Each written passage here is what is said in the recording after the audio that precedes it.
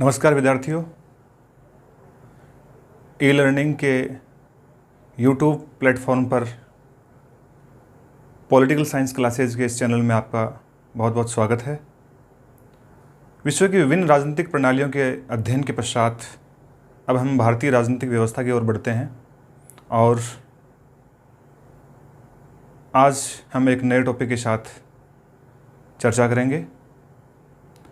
इस वीडियो में मैंने ये उद्देश्य भी रखा है कि न केवल बीए जो कोर्स है बल्कि उसके साथ साथ राजस्थान सरकार की एक महत्वपूर्ण योजना प्रतियोगिता दक्षता कार्यक्रम की जो लक्ष्य रखे गए हैं, उन लक्ष्यों को भी मैंने इस वीडियो के माध्यम से प्राप्त करने का फैसला किया है।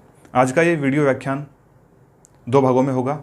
पहले भाग में हम विषय की अवधारणा को समझेंगे, उसकी तथ्यात्मक जानकारी प्राप्त करेंगे और अगले भाग में, वीडियो के अंतिम भाग में, मैं इस प्रकरण से उठने वाले तमाम प्रतियोगी प्रश्न की चर्चा करूंगा। विशेष रूप से सिविल सेवाओं में इस विषय से संबंधित कौन से सवाल आए हैं विगत परीक्षाओं में, उनकी चर्चा करेंगे।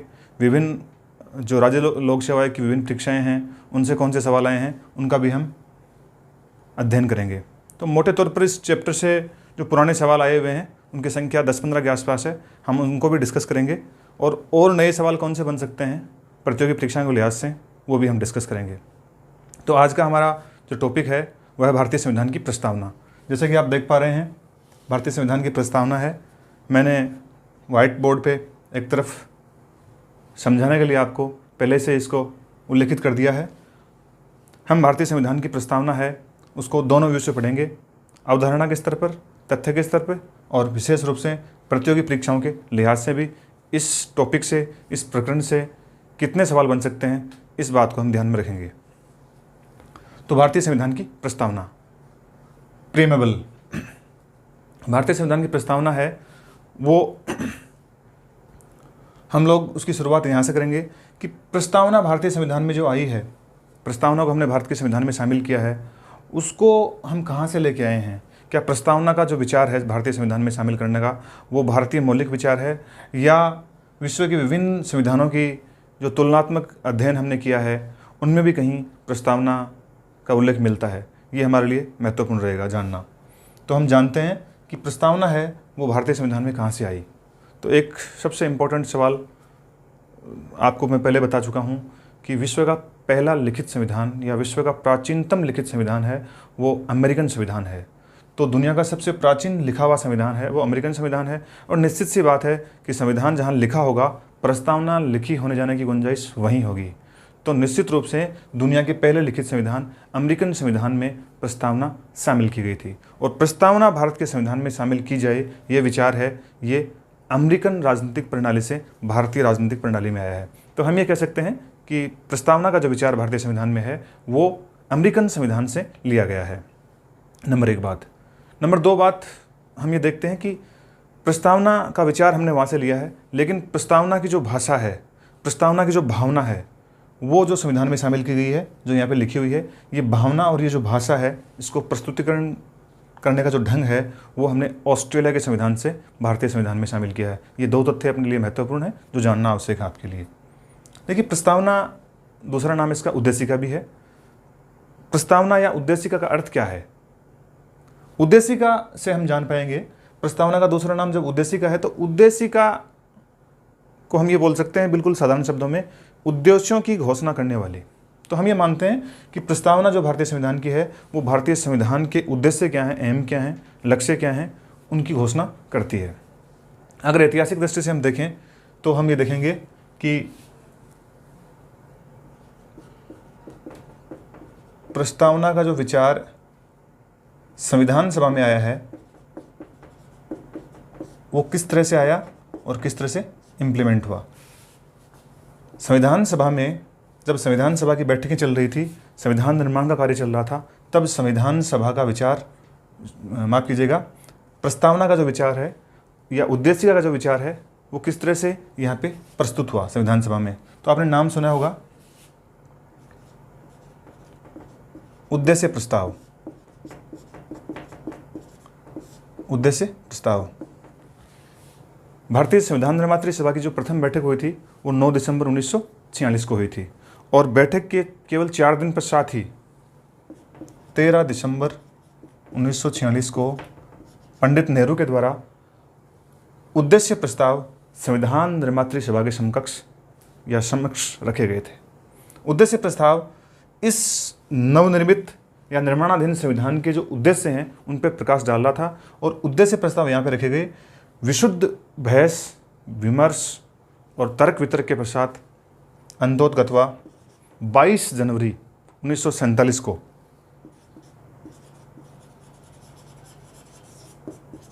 उद्देश्य प्रस्तावों को संविधान निर्मात्री सभा ने पास कर दिया। यानी हम ये कह सकते हैं कि 13 दिसंबर 1946 से लेकर 22 जनवरी 1947 के मध्य तर्क वितर्क के माध्यम से जो संविधान की उद्देशिका है या जो उद्देश्य प्रस्ताव रखे गए थे पंडित नेहरू के द्वारा उन पर विशद चर्चा हुई और इनको फिर संविधान में सम्मिलित करने पर सहमति बन पाई। तो ये है इसकी ऐतिहासिक पृष्ठभूमि। अब हम बात करें संविधान की जो प्रस्तावना है उस पर विभिन्न विद्वानों ने अपनी अपनी राय रखी है कि प्रस्तावना है वो उसको शामिल करने का उद्देश्य क्या है या प्रस्तावना है वो क्या लक्षित करती है, क्या लक्ष्य निर्धारित करती है। तो एक मशहूर कानूनविद हुए हैं नाना पालकीवाला। नाना पालकीवाला नाना पालकीवाला है। उन्होंने संविधान में प्रस्तावना को शामिल करने पर प्रस्तावना के लिए जो टिप्पणी की है वो बड़ी महत्वपूर्ण है। नाना पालकीवाल कहते हैं कि जो प्रस्तावना है वो पूरे संविधान का संपूर्ण संविधान का परिचय पत्र है।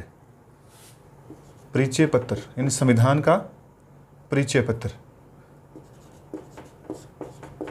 पूरे के पूरे संविधान को हम नाना पालकीवाल के शब्दों में बोलूं तो पूरे के पूरे संविधान की जो लक्ष्य उद्देश्य और आकांक्षाएं हैं उसको हम केवल प्रस्तावना पढ़कर जान सकते हैं। तो इस सेंस में नाना पालकीवाल ने जो टिप्पणी की है वो परिचय पत्र के रूप में किया कि प्रस्तावना है वो हमारे जो संविधान है भारतीय संविधान है उसका परिचय पत्र है। ठाकुरदास भार्गव दूसरे महत्वपूर्ण व्यक्ति हैं। ठाकुरदास भार्गव ठाकुरदास भार्गव ने प्रस्तावना के लिए जो शब्द काम में लिए हैं वो काम में लिया है संविधान की आत्मा। संविधान की आत्मा यानी ठाकुरदास भार्गव के अनुसार जिस तरह से शरीर में आत्मा नहीं रहेगी तो शरीर का कोई महत्व नहीं बच जाएगा, वो निर्जीव की तरह हो जाएगा। ठीक वैसे ही इस संविधान में से अगर हम प्रस्तावना को अलग कर दें तो संपूर्ण जो संविधान है वो अपने जो निहितार्थ हैं, अपने जो उद्देश्य हैं, अपने जो गूढ़ उसमें जो चीज़ें छुपी हुई हैं उनका कोई महत्व शेष नहीं बच जाएगा, उसका महत्व घट जाएगा। तीसरा एक पश्चिमी विचारक हैं अर्नेस्ट बार्कर। बार्कर ने जो टिप्पणी की है भारतीय जो संविधान की प्रस्तावना उसको लेकर, बार्कर ने कहा है कि वस्तुतः भारतीय संविधान में जो उदारवादी मूल्य हैं उनका साक्षात अवतरण ही प्रस्तावना है। यानी जो शब्द काम में लिए हैं वो लिए हैं उदारवादी मूल्यों का साक्षात अवतरण।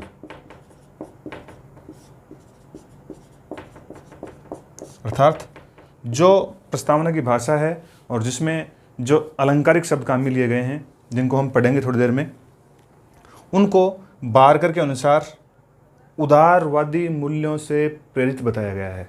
अर्थात उदारवाद की जो भावनाएं हैं, जिस तरह से स्वतंत्रता समानता, उनको सम्मानित किया गया है। तो बार्कर ये कहते हैं कि भारतीय संविधान की जो प्रस्तावना है वो वस्तुतः उदारवादी मूल्यों का साक्षात अवतरण है। अर्थात पूरे के संपूर्ण जो उदारवादी मूल्य हैं उनको यहाँ पे शामिल किया गया है। तो ये कुछ टिप्पणियाँ थी जो की गई हैं। अब हम बात करें कि संविधान की जो प्रस्तावना है उसको संविधान में क्यों शामिल किया गया था, या संविधान की प्रस्तावना है उसके प्रयोजन क्या है। तो उसको हम 3 सेंसों में जानेंगे कि संविधान में जो प्रस्तावना सम्मिलित है उसके 3 प्रयोजन क्या हैं। प्रस्तावना को शामिल करने के पश्चात जो उसमें विवरण अंकित है उस विवरण के 3 प्रयोजन हैं। तो हम जानते हैं प्रस्तावना के 3 प्रयोजन। 3 प्रयोजन यानी हम ये कह सकते हैं कि 3 लक्ष्य हैं। 3 भागों में इसको हम बांट सकते हैं प्रस्तावना को। तो पहला जो होगा वो होगा संविधान की जो सत्ता है उसका स्रोत क्या है। नंबर 1, संविधान की सत्ता का स्रोत, संविधान की सत्ता का स्रोत। नंबर 1, संविधान किस तरह की राज्य व्यवस्था स्थापित करता है।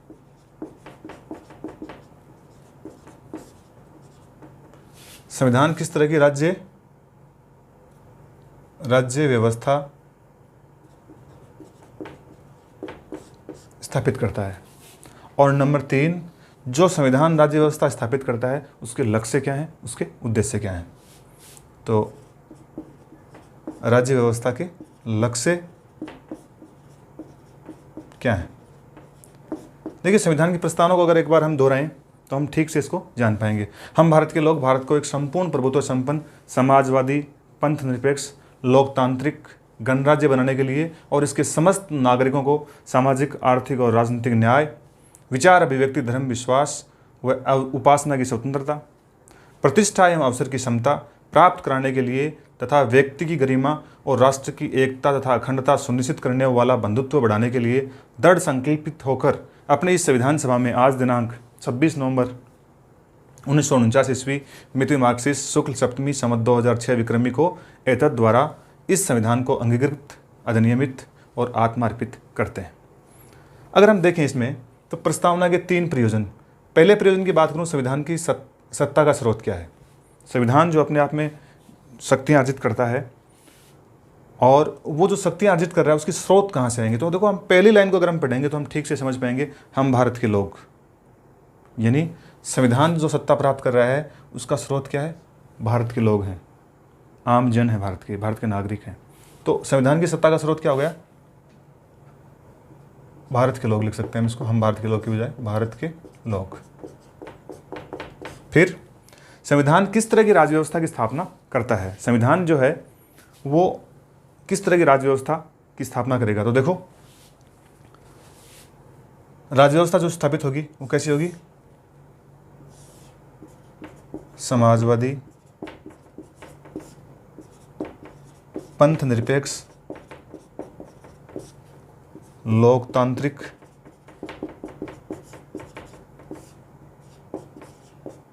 गणराज्य, यानी समाजवादी पंथ निरपेक्ष लोकतांत्रिक गणराज्य की स्थापना हम करना, यानी संविधान के माध्यम से इन व्यवस्थाओं की, समाजवादी पंथ निरपेक्ष लोकतांत्रिक और गणराज्य, इस तरह की जो व्यवस्थाएं, राजनीतिक व्यवस्थाएं, उनकी स्थापना करना हमारा लक्ष्य रखा गया है।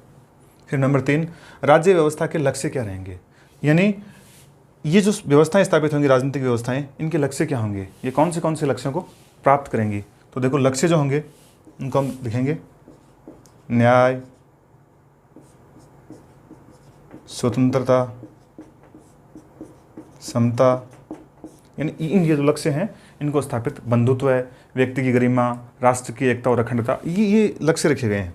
तो कहने का मतलब है, प्रस्तावना को हम 3 अर्थों में समझेंगे। पहले अर्थ में देखो, संविधान की सत्ता का स्रोत क्या है, भारत के लोग। संविधान किस तरह की राज्य व्यवस्था बनाना चाहता है, किस तरह की राज्य व्यवस्था की स्थापना करना चाहता है, तो समाजवादी पंथ निरपेक्ष और लोकतांत्रिक गणराज्य। और नंबर 3, राज्य व्यवस्था के लक्ष्य क्या रखे गए हैं। तो लक्ष्य ये हैं कि इस व्यवस्था का प्रयोग करते हुए हम न्याय, स्वतंत्रता, समानता, बंधुत्व, व्यक्ति की गरिमा, राष्ट्र की एकता और अखंडता को सुनिश्चित करना चाहते हैं, यानी इसकी स्थापना करना चाहते हैं। ये इसके प्राइमरी लक्ष्य हैं। तो अपने लक्ष्यों को अगर हम अवलोकन करेंगे अभी पढ़ के, कि संविधान है वास्तव में जो अपने जिन व्यवस्थाओं की स्थापना करता है, क्या वो उन व्यवस्थाओं के माध्यम से इन लक्ष्यों को प्राप्त कर पाया है, अन्यथा नहीं। ये हमारे लिए समझने के लिए एक अच्छा टॉपिक रहेगा। अगर हम बात कर लें, अब प्रस्तावना है वो संविधान का हिस्सा है या नहीं है, ये एक बड़ा विवाद का विषय है। संविधान का हिस्सा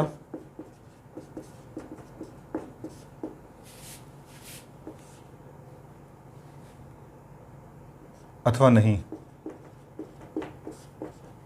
इन 2 बातों पे हमें चर्चा करनी है कि क्या प्रस्तावना है वो संविधान का हिस्सा है, क्या प्रस्तावना उतनी महत्वपूर्ण है जितना बाकी संविधान है, या फिर प्रस्तावना है वो संविधान से भी, जो शेष भाग हैं उनसे भी महत्वपूर्ण है। ये एक डिबेट है जिसके माध्यम से हम जानेंगे संविधान का हिस्सा है अथवा नहीं है। इन चीज़ों को समझने के लिए पहले मैं दो ऐतिहासिक जो वाद हैं भारतीय राज्य व्यवस्था में उनकी बात करूंगा। आपके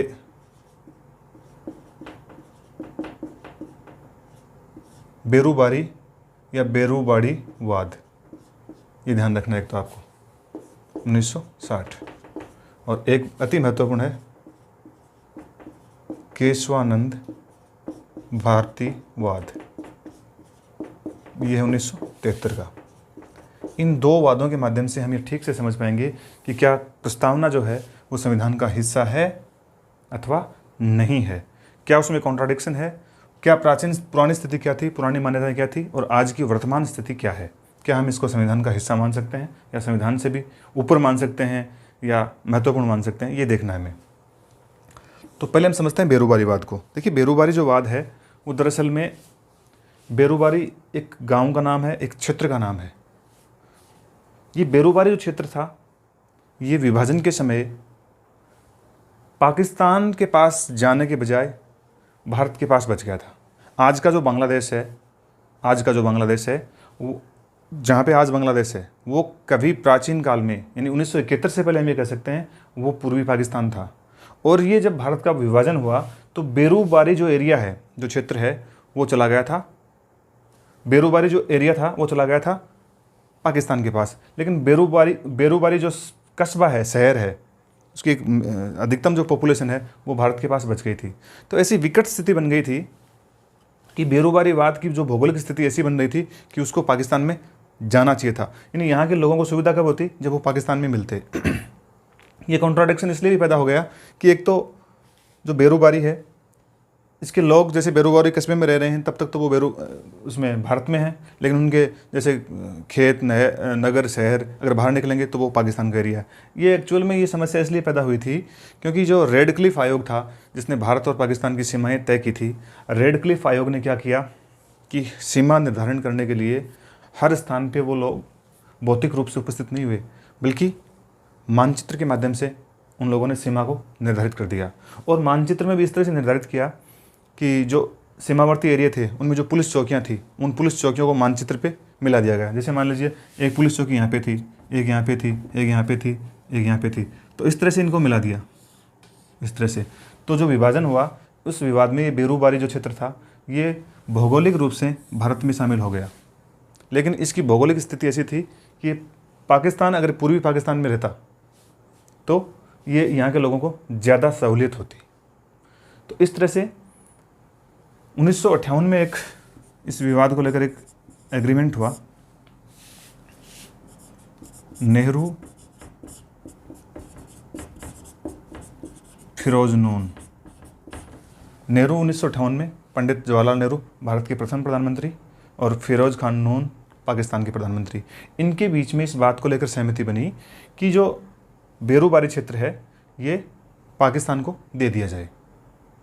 अब पाकिस्तान को जब दे दिया जाए, इस बात पे एग्रीमेंट इन दोनों में हो गया, सहमति बन गई, तो अब दिया किस विधि से जाए, इस बात पे बहस छिड़ गई कि भाई भारत है वो एक संप्रभु राष्ट्र है, क्या भारत के संविधान और भारत की सरकार के पास ही इस तरह की ताकत है कि क्या किसी एक क्षेत्र को, वो जो भारतीय संप्रभुता में निहित है, भारतीय सीमाओं में निहित है, उसको क्या किसी दूसरे स्वतंत्र राष्ट्र राज्य को सौंपा जा सकता है। इस तरह के प्रावधान अपने संविधान में सम्मिलित नहीं थे।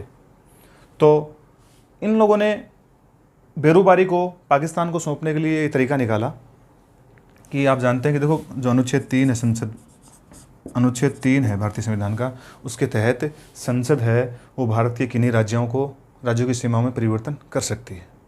2 राज्यों को मिलाकर एक राज्य बना सकती है, या एक राज्य को तोड़कर 2 राज्य बना सकती है। इस तरह की जो शक्तियाँ हैं वो भारतीय संसद में निहित हैं अनुच्छेद 3 के तहत, अर्थात राज्यों को पुनर्गठन करने की शक्ति प्राप्त है।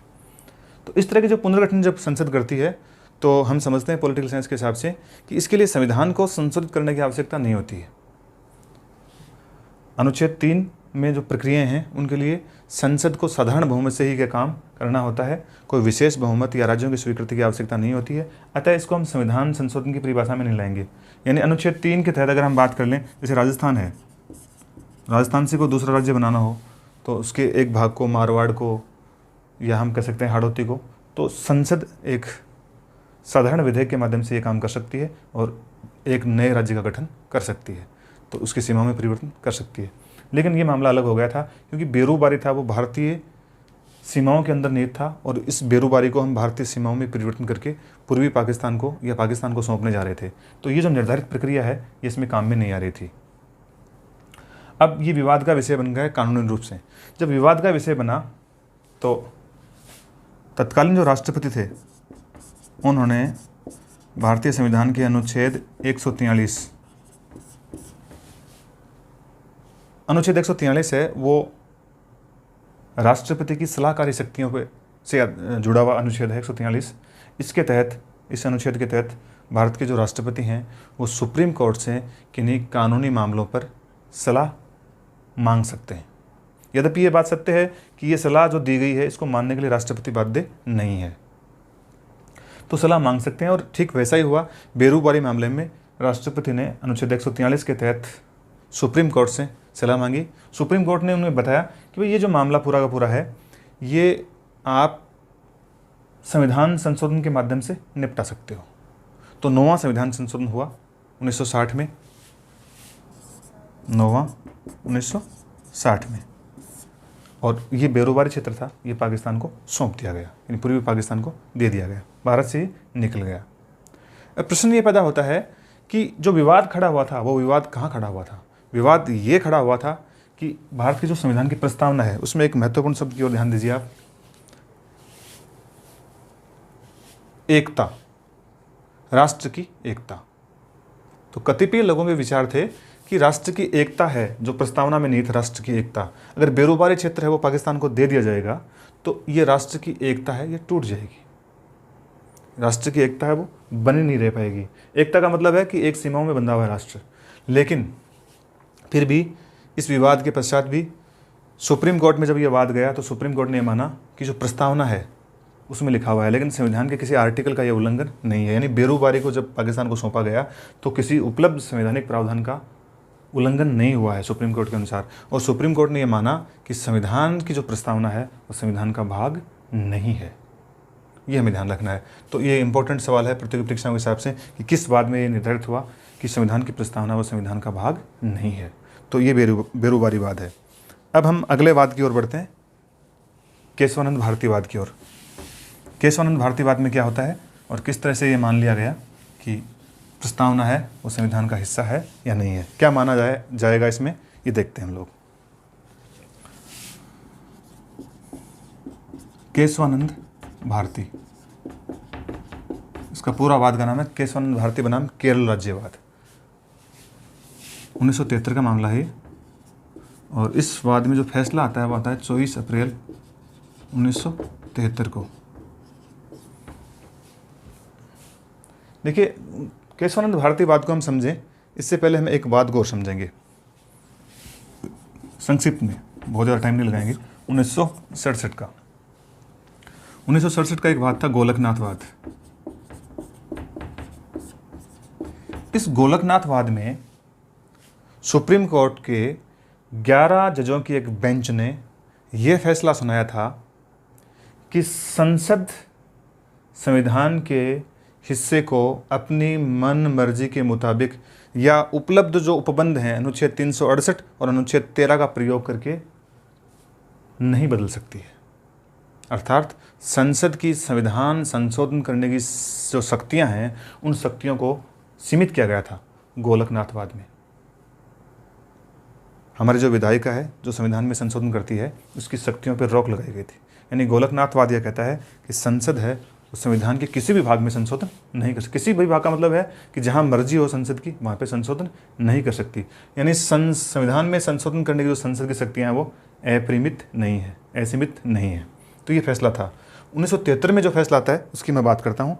तो 1973 की हम अगर बात करें केशवानंद भारतीवाद की, तो एक तो रोचक बात यह है कि केशवानंद भारतीवाद में जो फैसला आया था वो अपने आप में ऐतिहासिक है भारतीय राजनीतिक इतिहास में।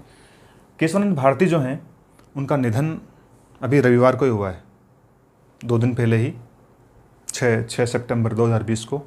तो ये फिर से जो राष्ट्रीय मीडिया हैं उनमें सुर्खियाँ बना था। तो केशवानंद भारती हैं, ये दरअसल में केशवानंद भारती भारत के एक राज्य है केरल, और केरल राज्य में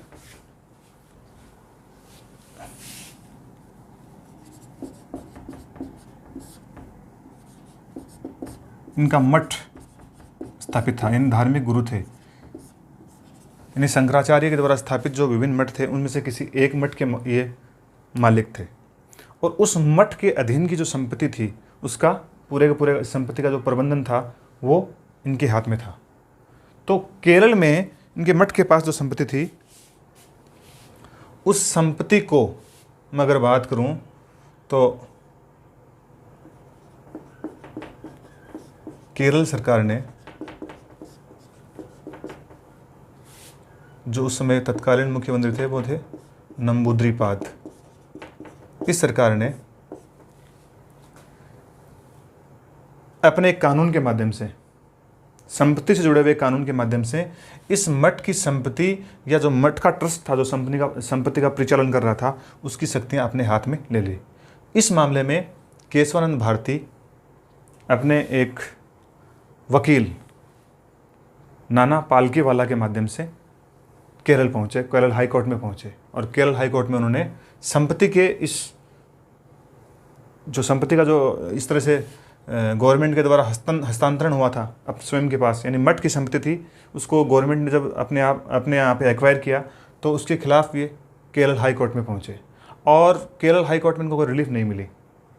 उसके बाद ये मामला गया सुप्रीम कोर्ट में, यानी सर्वोच्च न्यायालय में। तो सर्वोच्च न्यायालय में जो ये पिटीशन थी, ये याचिका थी केशवानंद भारती की, उसमें बहुत सारी चीज़ों को इन्होंने आधार बनाया। एक आधार तो ये बनाया कि ये जो बिल था यहाँ का केरल सरकार का, जिसमें ये संपत्ति हड़पी गई थी, उस बिल के माध्यम से, उस बिल को तत्कालीन जो भारतीय सरकार थी, इंदिरा गांधी सरकार, उसने उसको संविधान की 9वीं अनुसूची में डाल दिया था। अर्थात 9वीं अनुसूची का मतलब हो गया कि वो जो बिल केरल सरकार ने पास किया था उसकी अब न्यायिक समीक्षा करने का अधिकार न्यायपालिका के पास नहीं बचता था, बचा ही नहीं उसके पास। 9वीं अनुसूची में जो कानून डाले जाते हैं, लगभग अगर हम बात करें 9वीं अनुसूची में 280 से लेकर 290 के आसपास एक्ट हैं जो 9वीं अनुसूची में हैं, जिन पे न्यायिक समीक्षा नहीं हो सकती। 9वीं अनुसूची का मतलब ही है। अब ये जो कानून था केरल का, उसको भारत सरकार ने संविधान संशोधन के माध्यम से 9वीं अनुसूची में डाल दिया। अब स्थितियाँ खड़ी हो गई विकट। तो जो केशवानंद भारतीवाद है उसमें बहुत सारी जो चीज़ें हैं उन पे बहस वहाँ पे हुई कोर्ट में। तो केशवानंद मामले में जो नाना पालकीवाला हैं, उन्होंने जो मुख्य चुनौतियाँ थी वो ये रखी थी, संविधान संशोधन करने की संसद की शक्ति,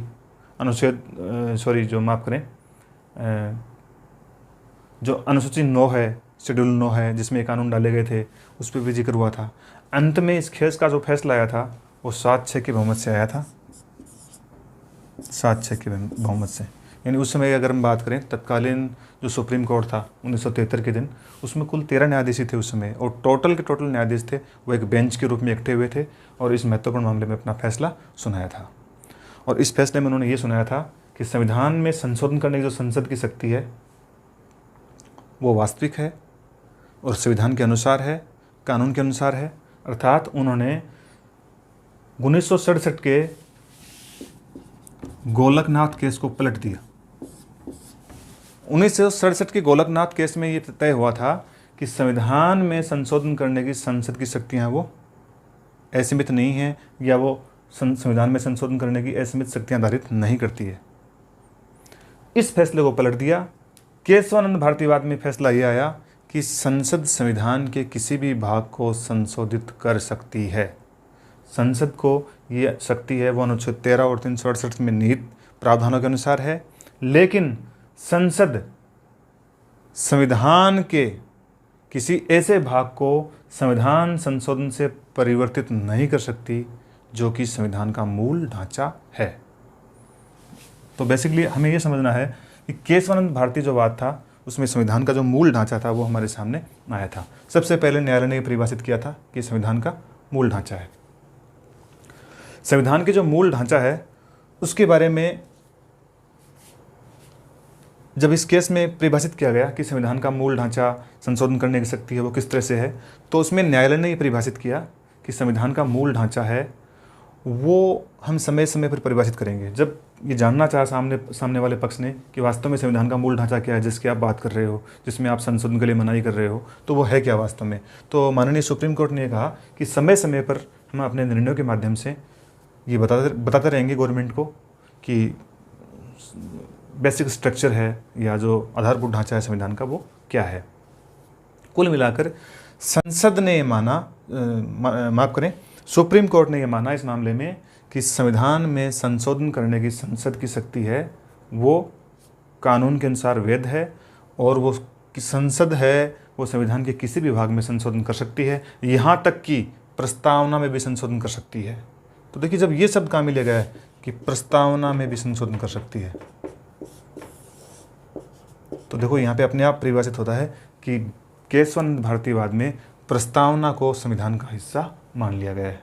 अब ऐसा कोई दृष्टिकोण उपलब्ध नहीं है जिस पे हम ये कहें कि या यह बहस छिड़े कि प्रस्तावना है वो संविधान का हिस्सा है या नहीं है। तो यह है केशवानंद भारतीवाद, जिसमें मान लिया गया कि जो प्रस्तावना है वो संविधान का हिस्सा है। मोटे तौर पर प्रतियोगी सवालों के दृष्टिकोण से हम देखें तो उसमें दो ही बात बनेंगी अपने पास। 1960 के बेरोबारीवाद में तो ये माना गया था कि प्रस्तावना संविधान का भाग नहीं है। 1973 के केशवानंद भारतीवाद में ये मान लिया गया कि प्रस्तावना है वो संविधान का भाग है और संसद उसमें उपलब्ध प्रावधानों के अनुसार संशोधन कर सकती है। तो ये हो गया यहाँ तक का। अब हम बात करेंगे संविधान में संशोधन की।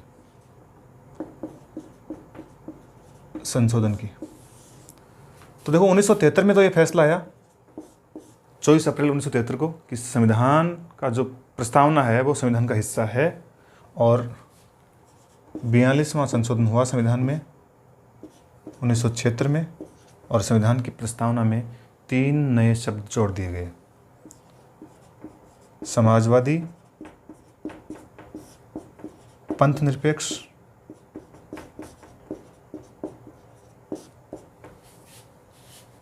और अखंडता। 3 नए शब्द जोड़ दिए गए। तो पहला संशोधन हो गया संविधान की प्रस्तावना में। इस केस में जो केशवानंद भारती केस है, इसमें जो जजमेंट आया था उसमें ये भी एक फैसला या एक वक्तव्य आया था कि वास्तव में जो संविधान की उद्देशिका है, प्रस्तावना है, उद्देशिका या प्रस्तावना रूपी जो महल है, उद्देशिका या प्रस्तावना रूपी जो महल है वो संविधान का प्रसाद है। अर्थात उद्देशिका को उन्होंने माना कि संविधान का महत्वपूर्ण जो अवयव है वो प्रस्तावना है, संविधान रूपी जो महल पूरा का पूरा खड़ा है वो उसी पे खड़ा हुआ है। तो इतना इसको महत्व दिया गया, और अब हम ये मान सकते हैं कि ऐसा कोई विवाद नहीं बचा है जिसमें हम मान लें कि प्रस्तावना संविधान का हिस्सा है या नहीं है। अब हम जो संविधान की प्रस्तावना में प्रयुक्त शब्द हैं उनके अर्थों को जानने का प्रयास करते हैं। बहुत बार ऐसा प्रतियोगी परीक्षाओं में सवाल बनता है कि प्रस्तावना में जो निहित शब्द हैं उनके अर्थ क्या हैं अलग अलग। तो पहला एक जो शब्द काम में आया है वो आया है संपूर्ण प्रभुत्व संपन्न। संपूर्ण प्रभुत्व संपन्न, तो इसका अर्थ बहुत ही सरल शब्दों में हम समझेंगे। संपूर्ण प्रभुत्व संपन्न। संपूर्ण प्रभुत्व संपन्न जो प्रयुक्त शब्द है, इस शब्द का आशय यह है कि भारत अपने आंतरिक मामलों में पूर्णतः फैसले लेने के लिए स्वतंत्र है और किसी बाह्य दबाव में भी नहीं है। अर्थात आंतरिक और बाह्य दोनों मामलों में स्वतंत्र है। संपूर्ण प्रभुत्व का मतलब हो गया आंतरिक और बाह्य, यानी किसी भी देश के या अंतर्राष्ट्रीय समुदाय के जो अनाधिकृत फैसले हैं उनको मानने के लिए बाध्य नहीं है और अपने आंतरिक फैसले करने के लिए पूर्णतः वो स्वतंत्र है। तो ये तो था संपूर्ण प्रभुत्व शब्द का शाब्दिक अर्थ। दूसरे शब्द को हम देखें, समाजवादी। देखिए, समाजवाद वैसे बहुत विशिष्ट किस्म का शब्द है और उसके गूढ़ निहितार्थ हैं, लेकिन समाजवादी शब्द भारतीय संविधान में शामिल किया गया 1976 में।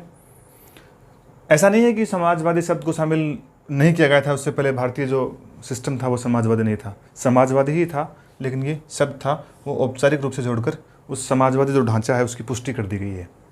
तो समाजवादी जो शब्द है उसके निहितार्थ क्या होंगे? एक तो ये होगा राष्ट्रीयकरण, अर्थात जो महत्वपूर्ण संपदाएं हैं देश की वो राष्ट्रीयकृत होंगी, उन पे किसी निजी व्यक्ति कंपनी उसका अधिकार नहीं होगा, बल्कि सरकार की उसमें बराबर हिस्सेदारी होगी। एक हम ये कह सकते हैं कि निजी संपत्ति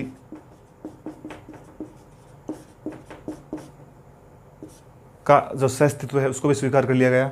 और मिश्रित अर्थव्यवस्था की कल्पना है यहाँ पे, मिश्रित अर्थात राष्ट्रीय और निजी दोनों का बराबर सहअस्तित्व है। तो इस तरह की जो शैली है उसको हम बोलते हैं समाजवादी सिस्टम। तो यहाँ पे जो समाजवादी सिस्टम है वो साम्यवादी समाजवाद नहीं है, बल्कि लोकतांत्रिक समाजवाद है। इन लोकतांत्रिक मूल्यों से, लोकतांत्रिक पद्धति से समाजवाद के जो लक्ष्य हैं उनको प्राप्त किया जाएगा। तो ये हो गया समाजवादी शब्द। हम बात कर लें तीसरे शब्द की, पंथ निरपेक्ष। पंथ निरपेक्ष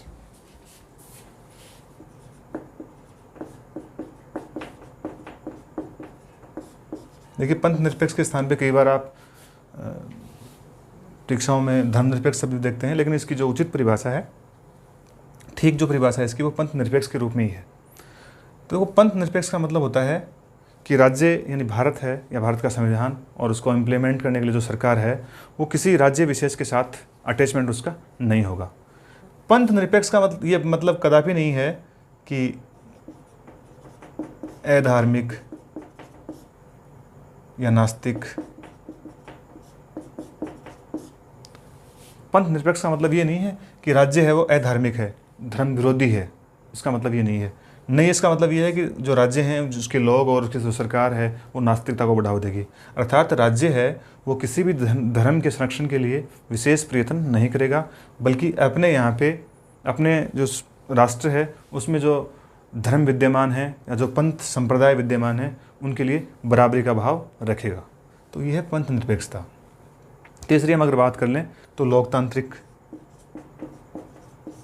देखो, लोकतांत्रिक दरअसल में एक प्रक्रिया का नाम है लोकतांत्रिक। हम भारत के लोग, यानी आप समझ सकते हैं कि हम भारत के लोग, अंतिम शक्ति कहाँ पे निहित है? जनता में। भारतीय संविधान है वो अंतिम शक्ति किस में सौंपता है? जनता में। और जनता द्वारा जो डेवलप किया गया सिस्टम है वो है लोकतंत्र। तो लोकतांत्रिक मूल्यों को प्राप्त करने का प्रयास है ये। तो लोकतांत्रिक का मतलब हो गया कि विशिष्ट किस्म की शैली है जिसमें जनता है वो संप्रभु है, यानी अंतिम शक्तियाँ हैं वो जनता आधारित करती है। वैसे हम देखें गणराज्य, तो गणराज्य शब्द जो है उसका अर्थ होगा कि जो राष्ट्राध्यक्ष होगा, राज्याध्यक्ष जिसको हम बोल सकते हैं, अगर भारत के लिहाज से देखें तो राष्ट्रपति, राष्ट्राध्यक्ष या राजाध्यक्ष जो होगा वो निर्वाचित होगा, प्रत्यक्ष अथवा अप्रत्यक्ष रूप से। निर्वाचन की शैली कुछ भी हो सकती है, चुनाव चाहे प्रत्यक्ष हो या अप्रत्यक्ष हो, लेकिन वो निर्वाचित होगा, वो वंशानुगत नहीं होगा। इस तरह के पैटर्न को हम बोलते हैं गणराज्य, रिपब्लिक। अगर हम बात कर लें उदाहरण के रूप में तो ब्रिटेन है वो गणराज्य नहीं है, लोकतंत्र तो है वो लेकिन गणराज्य नहीं है, क्योंकि वहाँ पे जो राज्याध्यक्ष है वो सम्राट है या महारानी है, वो वंशानुगत है। तो हमने इसको गणराज्य घोषित किया है। अगर हम बात कर लें न्याय की, न्याय शब्द का जो शाब्दिक अर्थ हम लगाएंगे वो ये लगाएंगे कि संसाधनों का और मूल्यों का समान वितरण या तार्किक वितरण, उसको हम न्याय बोलेंगे। तो संविधान है हमारा जो भारतीय ये प्रस्तावना संविधान की, वो आप देख सकते हैं कि किस तरह के न्याय की बात करता है, बात हो रही है यहाँ पे। देखो, अवसर की समानता, राजनीतिक न्याय, अर्थात देखो इसके समस्त नागरिकों को सामाजिक, आर्थिक और राजनीतिक न्याय, इन तीन तरह की न्यायों की बात करती है। सामाजिक, आर्थिक और राजनीतिक, ये तीन न्याय हैं जो इसमें वर्णित हैं। तीनों को हम समझ सकते हैं। सामाजिक न्याय का आशय ये होगा कि सामाजिक जो भेदभाव है उसकी समाप्ति। अगर शाब्दिक अर्थ एक शब्द में हम देखें तो सामाजिक समानता की स्थापना। आर्थिक न्याय का मतलब है सभी के लिए जो रोजगार के साधन उपलब्ध हों, आर्थिक आधार पर राज्य की नीतियाँ वो भेदकारी नहीं हों, और जो हम ये मान सकते हैं कि जो गरीबी और अमीरी की खाई है उसको मिटाने का प्रयास राज्य करेगा, ये आर्थिक समानता है। राजनीतिक न्याय का मतलब है देश के संविधान में सबसे बड़े पद को प्राप्त करने के लिए हर नागरिक देश का अहर्ह है, प्रत्येक व्यक्ति है वो बराबर है, विशेषाधिकार वर्ग से उन्मुक्ति प्रदान की गई है, एक व्यक्ति एक वोट सिस्टम को अपनाया गया है। तो ये इस तरह से राजनीतिक न्याय को स्थापित, तो न्याय है वो एक स्थापित है। इसके बाद हम देखें तो स्वतंत्रता। स्वतंत्रता देखो, अगर हम बात कर लें, 3 तरह के न्याय की बात करता है संविधान। प्रस्तावना है वो 3 तरह के न्याय की बात कर रही है। अब हम बात कर लें स्वतंत्रता, तो आप देखें स्वतंत्रता कितनी है यहाँ पे। सामाजिक, आर्थिक और न्याय की बात में देखा आप, विचार, अभिव्यक्ति, धर्म, विश्वास व उपासना, यानी विचार की स्वतंत्रता, अभिव्यक्ति की स्वतंत्रता, धर्म की, और चौथा है विश्वास की, और 5वां उपासना की। यानी 5 स्वतंत्रताएं संविधान की जो प्रस्तावना है वो हमें प्रतिबिंबित करती है। 5, तो न्याय तो स्वतंत्रता कितनी होगी? 5।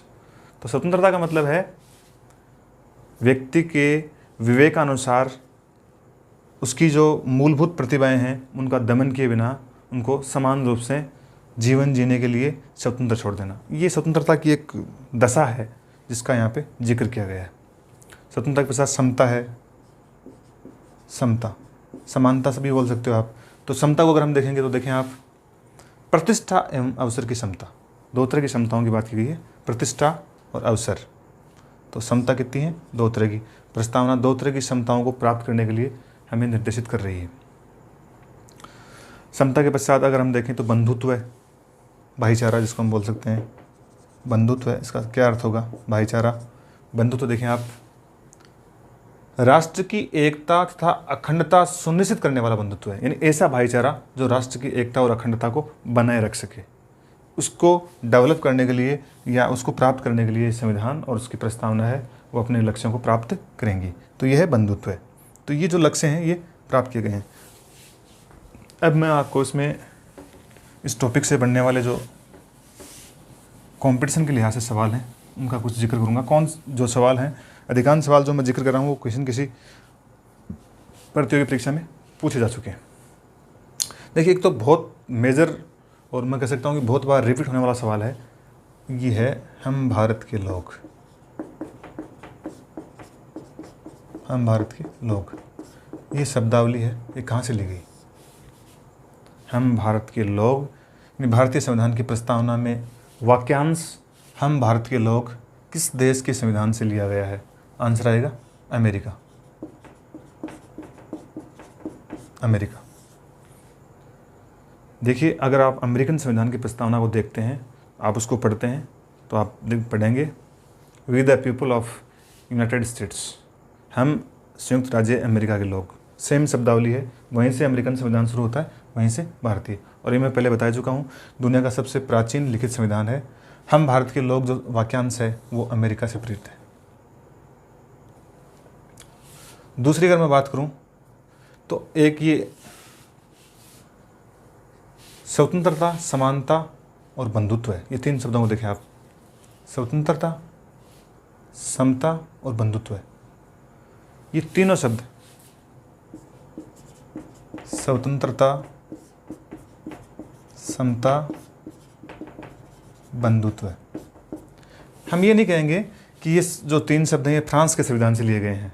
इसका जो सही आंसर होगा वो ये होगा कि ये फ्रांसीसी क्रांति के प्रेरक हैं। स्वतंत्रता, समानता और भाईचारा ये फ्रांसीसी क्रांति के नारे थे। 1789 की जो रिवोल्यूशन फ्रांस में हुई थी उसके नारे थे, और इनका जो भाव है वो हमने फ्रांस से ग्रहण किया, फ्रांसीसी क्रांति से ग्रहण किया। 2-3 बार ऐसा सवाल भी आ चुका है कि स्वतंत्रता, समानता और बंधुत्व है, भारतीय संविधान के जो आदर्श हैं या प्रस्तावना के आदर्श हैं उनको किस देश से प्रेरणा प्राप्त हुई? आंसर आएगा फ्रांस। और ठीक वैसा ही एक सवाल और आ चुका है, तीसरा, वो बता देता हूँ मैं आपको, वो है न्याय वाला सवाल। सामाजिक, आर्थिक और राजनीतिक न्याय। सामाजिक, आर्थिक और राजनीतिक न्याय। सामाजिक, आर्थिक और राजनीतिक न्याय, ये तीनों शब्दावलियाँ जो हैं ये सोवियत संघ, यानी मैं कह सकता हूँ कि जो रूसी क्रांति हुई थी 1917 की, 1917 की, उससे प्रभावित है। तो ये हम कह सकते हैं रूस के संविधान से या रूस की जो राजनीतिक प्रणाली है उससे प्रभावित है। तीनों ही सवाल विभिन्न परीक्षाओं में अलग अलग तरह से पूछे गए हैं। तो ये स्रोत के रूप में तो हम ये देख सकते हैं। एक बार का ये पूछा हुआ है कि संविधान की जो प्रस्तावना की भाषा है या मूल जो भावना है वो किस देश के संविधान से ग्रहण की गई है? तो आंसर क्या आएगा? ऑस्ट्रेलिया। एक बार का सवाल ये भी आया हुआ है कि निम्न में से किसने भारतीय संविधान की प्रस्तावना को संविधान का परिचय पत्र बताया था? निम्न में से किसने भारतीय संविधान की प्रस्तावना को संविधान का परिचय पत्र बताया था? यानी ये जो प्रस्तावना जो दिखाई पड़ रही है उसको उसने परिचय पत्र के नाम से संबोधित किया था। तो मैं आपको बता चुका हूँ, नाना पालकीवाला। नाना पालकीवाला है, उसने ये बताया था कि ये प्रस्तावना जो है वो संविधान का परिचय होती है। और देखो, सुप्रीम कोर्ट ने भी वैसे अपने विभिन्न जो निर्णय हैं उसमें ये निर्धारित किया है कि संविधान का भाग प्रस्तावना है, और संविधान के किन्हीं अनुच्छेदों में अगर उसका पठन करने में कहीं दिक्कत हो, टेक्निकली दो जो अनुच्छेद हैं उनमें कोई कॉन्ट्राडिक्शन हो, अंतर्विरोध हो, तो हम संविधान की प्रस्तावना को पढ़कर वास्तविक अर्थ क्या है उन शब्दों का वो वहाँ से तय करेंगे। अर्थात संविधान का पठन करने के लिए, संविधान का निर्वचन करने के लिए जो प्रमुख स्रोत हमारे पास है वो संविधान की प्रस्तावना ही है। तो ये भी एक बार का सवाल आया हुआ है। एक बार का सवाल आया हुआ है कि भारतीय संविधान की प्रस्तावना में कुल कितने संशोधन हो गए हैं, यानी टोटल अमेंडमेंट, कुल संशोधन। आंसर आएगा एक। केवल एक संशोधन हुआ है 1976 में, 42वां संशोधन हुआ था। और मैं आपको बता चुका हूँ 3 शब्द जोड़े गए थे महत्वपूर्ण, वो आपको याद रखना, समाजवादी, पंथ निरपेक्ष और अखंडता। बहुत बार तो ये सवाल आता है कि इनमें से कौन सा एक भाग, कौन सा एक शब्द 1976 के यानी 42वें संविधान संशोधन से नहीं जोड़ा गया था। तो 3 शब्द तो ये आएंगे, समाजवादी, पंथ निरपेक्ष और अखंडता, और चौथा कुछ और डाल देगा वो शब्द। इसी प्रस्तावना में से कोई शब्द उठाएगा और डाल देगा कि निम्न में से कौन सा शब्द संविधान का संशोधन होने के पश्चात 1976 में जोड़े गए थे। तो समाजवादी, पंथ निरपेक्ष और अखंडता, ये इन शब्दों का क्रम सहित आपको याद रखना है, अपने आप में इम्पोर्टेंट है ये। एक किस वाद में प्रस्तावना को संविधान का भाग माना गया था, ये मैं अभी बता ही चुका हूँ आपको बिल्कुल याद रखना है कि केशवानंद भारतीवाद 1973 पहला ऐसा वाद था जिसमें सुप्रीम कोर्ट ने एक बहुत बड़ी मेजोरिटी के साथ ये तय किया था कि इस प्रस्तावना है वो संविधान का भाग है और प्रस्तावना में संशोधन किया जा सकता है, बशर्ते वो प्रस्तावना में जो शब्द हैं वो संविधान के मूल ढांचे का हिस्सा न हो।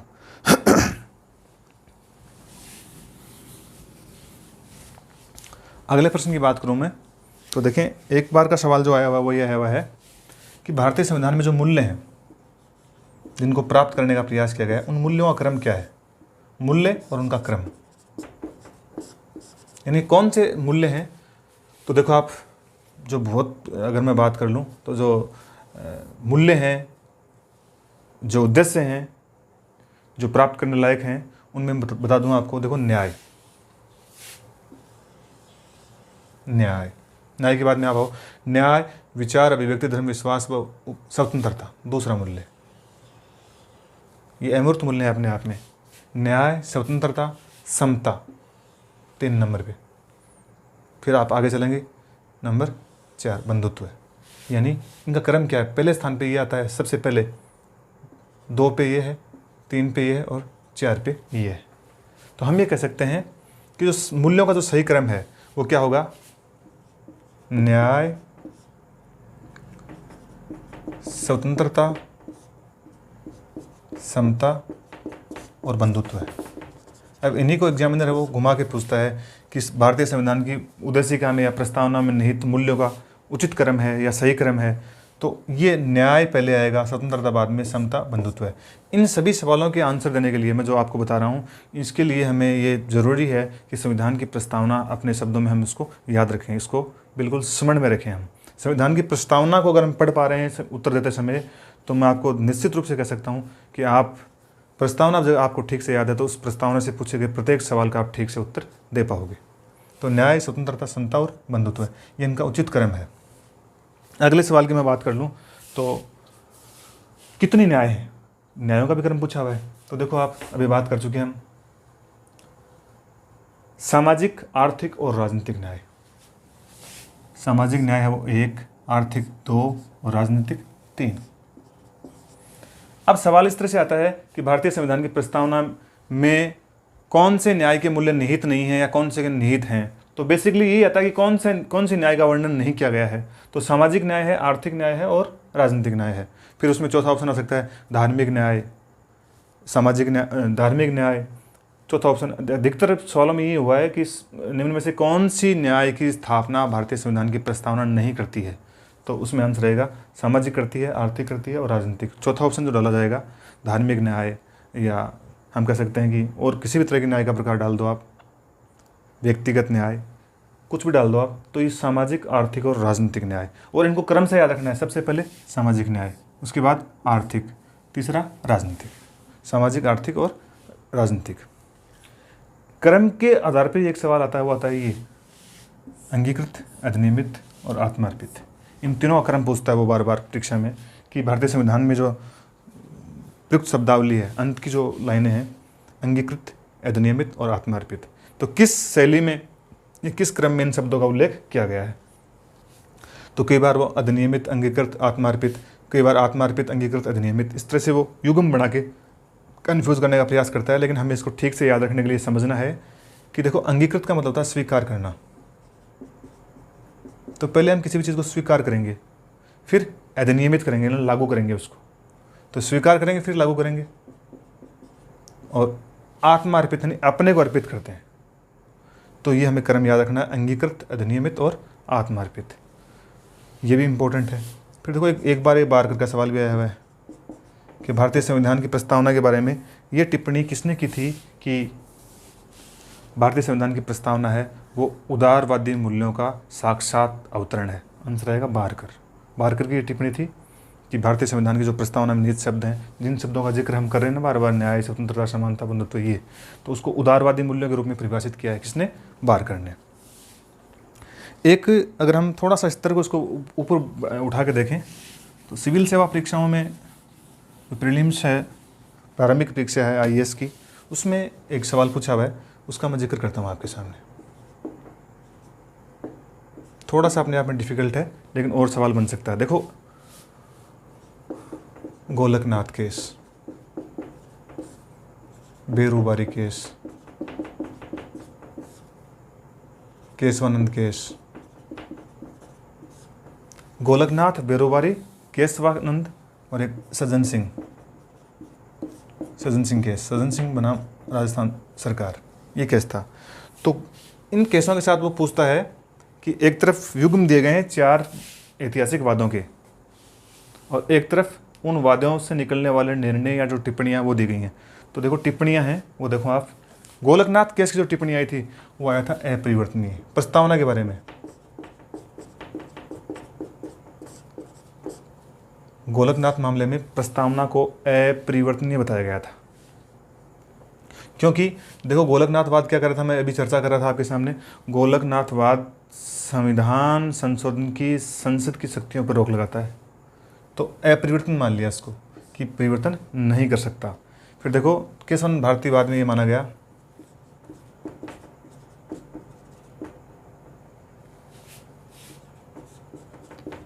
संविधान रूपी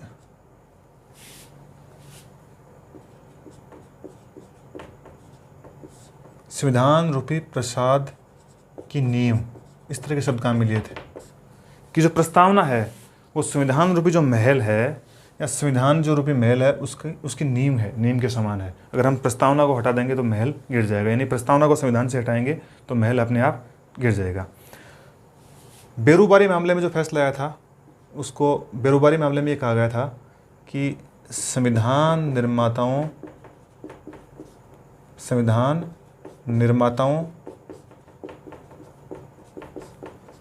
के मन की कुंजी, यानी प्रस्तावना को परिभाषित किया है इन्होंने कि जो प्रस्तावना है संविधान की वो ये जानने के लिए उपयोगी है कि संविधान निर्माताओं के मन में क्या था, या उनके कौन सी आकांक्षाएं थी, क्या उसका दर्शन था, जो लोग बनाने वाले थे संविधान निर्माता, उनका वास्तव में दर्शन क्या था। तो ये थी मन की कुंजी, इस तरह से परिभाषित किया है। और सज्जन सिंह मामले में ये बताया गया था कि प्रस्तावना है वो संविधान की विशेषताओं का निचोड़ है, विशेषताओं का निचोड़। तो इन चारों वादों में संविधान की प्रस्तावना को लेकर जो टिप्पणियाँ की गई हैं उन पे एक सवाल बनता है, थोड़ा सा डिफिकल्ट है, लेकिन इससे 4 सवाल भी बन सकते हैं अपने अलग अलग मामलों में। गोलकनाथ मामले में क्या बताया गया, बेरोबारी में क्या बताया गया, तो सज्जन सिंह मामले में बताया गया कि ये संविधान की जो विशेषताएं हैं उनका निचोड़ कहाँ पर है, प्रस्तावना में। एक अंतिम सवाल जो मैं आपको बता रहा हूँ वो आया था असिस्टेंट प्रोफेसर पॉलिटिकल साइंस की जो भर्ती हुई थी लास्ट, उसमें आया था। और वो सवाल है, वो है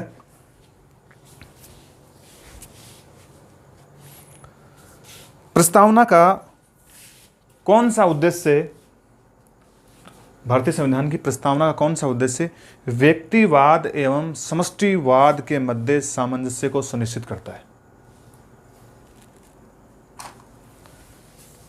भारतीय संविधान की प्रस्तावना का, संविधान की प्रस्तावना का कौन सा उद्देश्य खूब है अपने पास। संविधान की प्रस्तावना का कौन सा उद्देश्य है, वो व्यक्तिवाद एवं समष्टिवाद, यानी व्यक्तिवाद में और समष्टिवाद में तालमेल, सामंजस्य, कौन सा मूल्य स्थापित करता है। अगर हम प्रस्तावना ठीक से हमें याद है तो इसका आंसर हम ठीक से निकाल पाएंगे, अन्यथा नहीं निकल पाएगा। देखिए, व्यक्तिवाद का शाब्दिक अर्थ होगा व्यक्ति को महत्व देना, समूह के बजाय व्यक्ति को महत्व देना, और समष्टिवाद का मतलब है संपूर्ण को महत्व देना। यहाँ पे एक व्यक्ति का महत्व है, यहाँ पे संपूर्ण राष्ट्र या समाज का महत्व है। तो कौन सा मूल्य है जो व्यक्तिवाद और समष्टिवाद, यानी एक व्यक्ति में और संपूर्ण समाज में या राष्ट्र में है, वो सामंजस्य स्थापित करता है। तो प्रस्तावना को पढ़ेंगे, इसका उत्तर ठीक से निकल पाएगा। देखिए आप, सामाजिक, आर्थिक और राजनीतिक न्याय, विचार, अभिव्यक्ति, धर्म, विश्वास व उपासना की स्वतंत्रता, प्रतिष्ठा एवं अवसर की समता प्राप्त करने के लिए तथा व्यक्ति की गरिमा और राष्ट्र की एकता तथा अखंडता सुनिश्चित करने वाला बंधुत्व है। यहाँ से उत्तर निकलेगा इसका। देखिए आप, व्यक्ति की गरिमा, यानी व्यक्ति को महत्व दिया गया है यहाँ पे कि व्यक्ति की गरिमा है वो महत्वपूर्ण है। व्यक्ति अपने आप में ये एक व्यक्तिवादी सोच होगी, व्यक्ति की गरिमा को बढ़ावा देना, व्यक्ति को महत्वपूर्ण मान लेना।